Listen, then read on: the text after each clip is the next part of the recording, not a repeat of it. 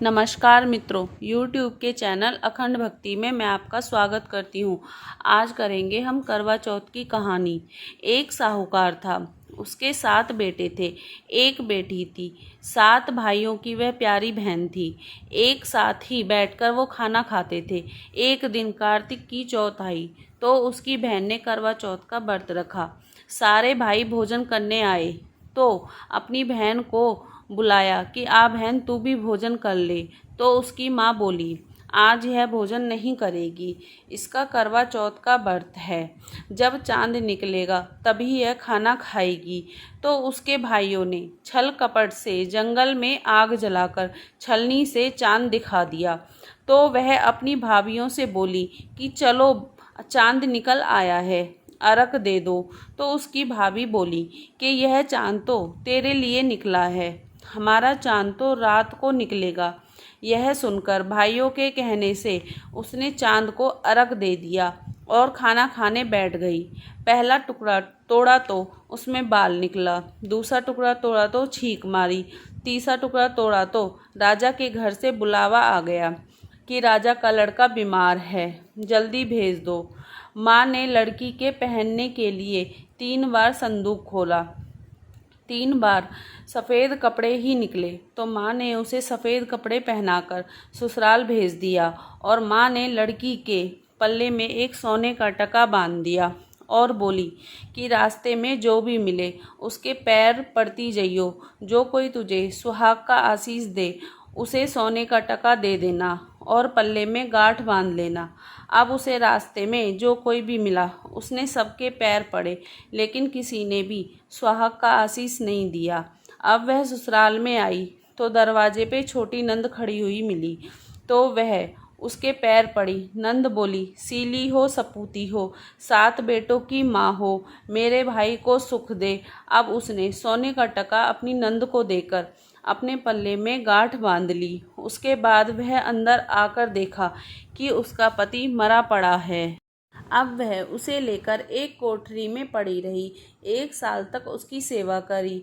उसकी सास किसी के भी हाथ बची कुची रोटी भेज देती। इस प्रकार उसे अपने पति की सेवा करते करते 1 साल हो गया। करवा चौथ का व्रत आया। सारी पड़ोसनों ने नहा धोकर करवा चौथ का व्रत रखा। सबने सिर धोकर हाथों में मेहंदी लगाई, चूड़ियाँ पहनी और यह सब वह देखती रही। तो एक पड़ोसन आकर बोली, तू भी करवा चौथ का व्रत रख ले। तो वो बोली, मैं कैसे रखूं? तो वो बोली, रख ले, चौथ माता सब ठीक करेंगी।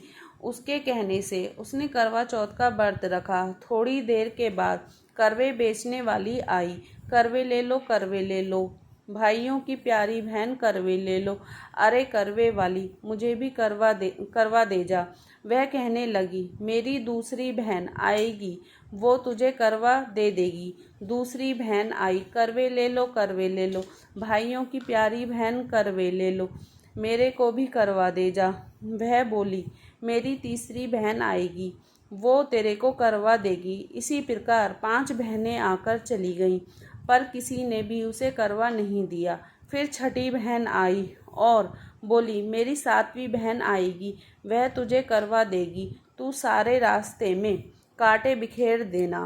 जब वह खूब चिल्लाती हुई आएगी तो उसके पैर में कांटा चुभ जाएगा, तब तू सुई लेकर बैठ जाना और उसके पैर पकड़कर मत छोड़ना और उसके पैर का कांटा निकाल देना, तो वह तेरे को आशीर्वाद देगी। भाई जियो साईं जियो।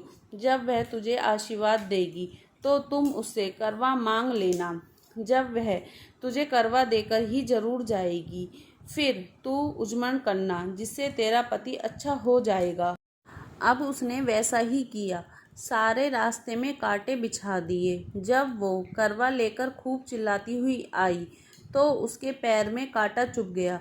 उसने उसका पैर पकड़कर छोड़ा नहीं और उसका कांटा निकाल दिया। तो उसने आशीर्वाद दिया।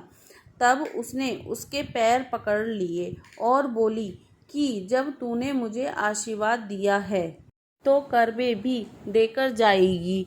तो उसने बोला, तूने तो मुझे ठग लिया। यह कहकर उसने करवे दे दिए। अब करवे लेकर उसने उजमन की तैयारी कर और व्रत रखा। राजा का लड़का ठीक हो गया और बोला, मैं तो बहुत सोया हूँ। वह बोली, सोए नहीं, 12 महीने हो गए हैं तेरी सेवा करते करते। चौथ माता ने सुहाग दिया है।